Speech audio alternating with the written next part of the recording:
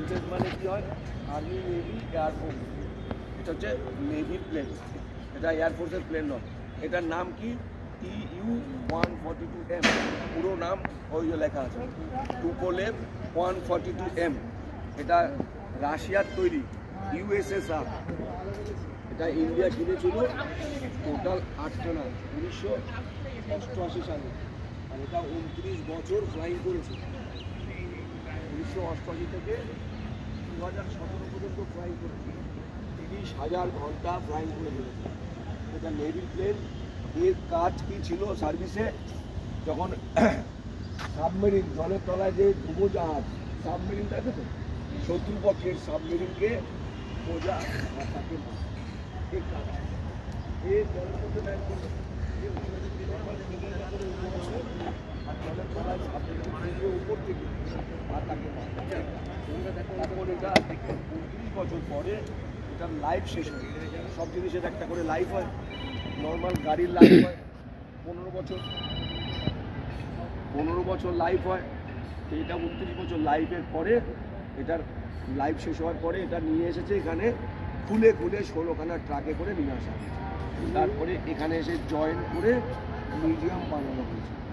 এর মধ্যে 10 জন বসতে পারে ফ্লাইং যাওয়ার সময়, আর কেউ যেতে পারে না। এই সামনে দেখবে 9 জন বসে, যখন যাবে সামনে 9 জন বসে, তার মধ্যে 5 জন হচ্ছে এটাকে ফ্লাইং করার জন্য, ওড়ানোর জন্য। ওই 5 জনের মধ্যে 2 জন হচ্ছে পাইলট, বাকি 3 জন পাইলটকে হেল্প করে। আর পেছনে 4 জন বসে, সেই 4 জন হচ্ছে সাবমেরিনের সঙ্গে লড়াই করে। আর একজন বসে একদম পেছনে উল্টো দিকে মুখ করে বসে, ওইদিকে ব্যাক সাইডে মুখ করে বসে। সে হচ্ছে ফ্লাইট গানার, শুটার। যদি কোনো শত্রুপক্ষের ফাইটার প্লেন এই প্লেনটাকে পেছন দিক থেকে কি সাইড থেকে অ্যাটাক করে, তাহলে সে ওখানে বসে বসে গুলি করে। তার কাছে 2টো গান আছে, সেই গানটা এয়ারক্রাফ্টের বাইরে লাগানো আছে পেছন দিকে। পরে যখন দেখে আসার পরে পেছনে গেলে গান দুটো দেখতে পাবে।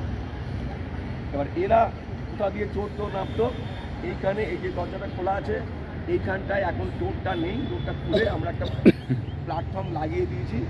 ওইখান দিয়ে এরা নিচ থেকে সিঁড়ি লাগিয়ে ওখানে আমার এই 9 জন। আর পেছনে একটা দরজা লাগানো আছে এখনও, উনি ওইখান দিয়ে ওখানে আমার করে। টোটাল 10 জনই ফ্লাইংয়ে যায়।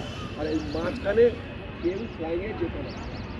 কিন্তু এটার মধ্যে এই যে পেছনের যে দরজাটা আর সামনের যে দরজাটা এখন বেরোনো, সেই 2টো দরজা থাকে না অ্যাকচুয়ালি, সার্ভিসে ছিল না। সেটা সেই 2টো দরজা কেটে বানানো হয়েছে সবাইকে ঢুকে ভেতরে দেখার জন্য। আর যে মাঝখানে যে রাস্তাটা সেটাও কেটে বানানো হয়েছে। আদারওয়াইজ এটা প্রত্যেকটা কম্পার্টমেন্ট পার্মানেন্টলি বন্ধ থাকে, একটা থেকে আরেকটা কম্পার্টমেন্টে যাওয়া যেত না। এখন সবাইকে দেখানোর জন্য, মিউজিয়ামের জন্য এটা থ্রু অ্যান্ড থ্রু বানানো হয়েছে।